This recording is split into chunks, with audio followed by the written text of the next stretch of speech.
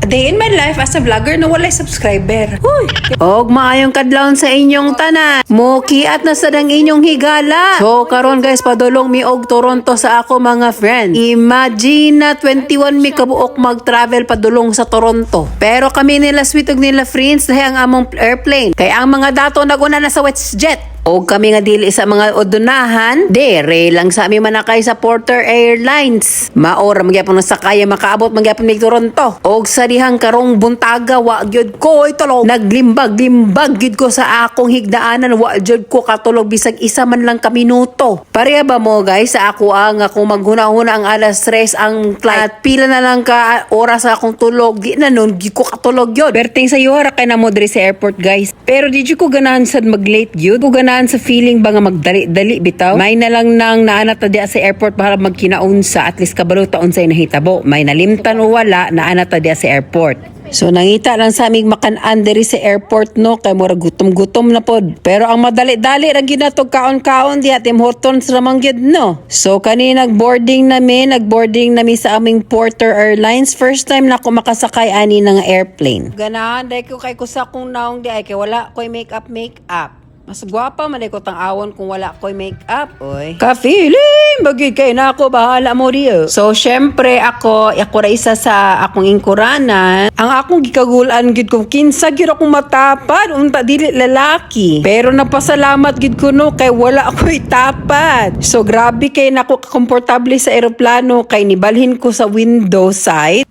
Tapos wala ko'y katapad. So, bongga! Murag, duha ka buo ka ingkuranan akong nabayran ani nga flight ta. So, kay 3 hours pa man ang biyahe. So, imot-imot lang sa ang babae nga murag katulog. Mo di man katulog. Pero sa tinuod lang, after na akong imot-imot no, nakatulog. Di kay ko dayon. Kay grabe, katulgon na kayo ko. Imagine daw na ninyo wala daw ko'y tulog. Kisapot na rabadayon kay kani guys. Ako gining videohan kay murag naman naon ko sa langit. Ani, oy, finlafim magana ko ang mga clouds. Grabe po yung uyog-uyog sa aeroplano ani. Apit na noon ko nakuyapan aning kakulba ani. Pero pasalamat na sa Ginoo kay we landed safely rapod sa among travel no. Kuwapo sad baya ni makaubanta sa ato mga amiga. Imagino na nimo 21 mi kabuok. Dili rasad mi daghan kaayo no. So mao na ni na ang Toronto guys. Nami sa Toronto. So syempre ang landing na is Toronto pero mag-travel paghihapon mi padulong sa Niagara kay didto mi magstay. So from Friday to Sunday mi guys na ami diri ang among laan. So grabe gyud ang mga biga sa mga Inday ani mga panahona gayod. Dili ma-imagine among kahagok baklay kay daghan baya gyapon me. Ang nahitabo sige ra gyud mig hinuwata aron may makalakaw. So naa namin sa airport nagkaon-kaon lang sa mi ginagmay kay kapoy biya sad kaayo no. Oh padulong na pod mi sa among train nangita mi kung asa mi mo sakay padulong sa Niagara.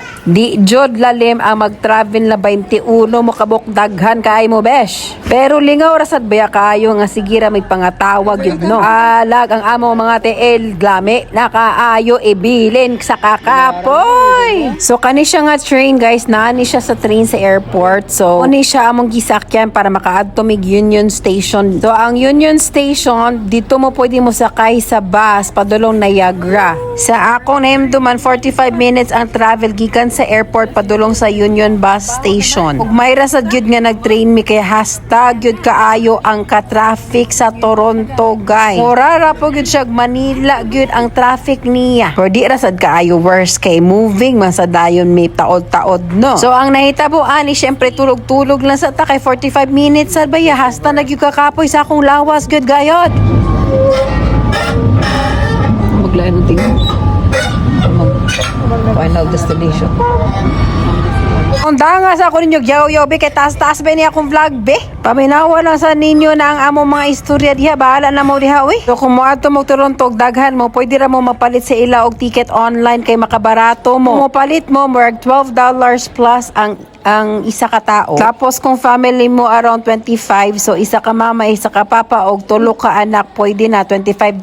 So among gi-compute makabarato me kung among i-online ang among pagpalit sa among ticket para makasulod me. So ang nahitabo sa 21 ka buok tag $8 $8.95 na lang mitig isa. Instead of paying around $12 or $17 plus tax guys kay kaning Toronto guys, duha ka buki ng tax. Diri pa riya sa Alberta nga ang tax kay isa ra, sa Toronto duha. So abangan ang part 2 kay gikapoy na kay kugyaw-yaw. Tangin ninyo ang part 2 kay kani amo pag-travel padulong sa Niagara gikan sa Toronto Union Bus Terminal Station. Da, kompleto lagi ka. Da. Hapit pag yun mi na biyaan, magani kay nakita ni friends nga dito dai mi sa lain nga gay. Laging daghan lagi giat lagi ba? So atangi ang part 2 kay murag daghan-daghan na gyud ni mo taas-taas na pud akong vlog kapoy na ba akong istorya sa kadaghan namo no daghan po ko gibedyo-bedyo pod. Sa part 2 padulong na taani sa Niagara.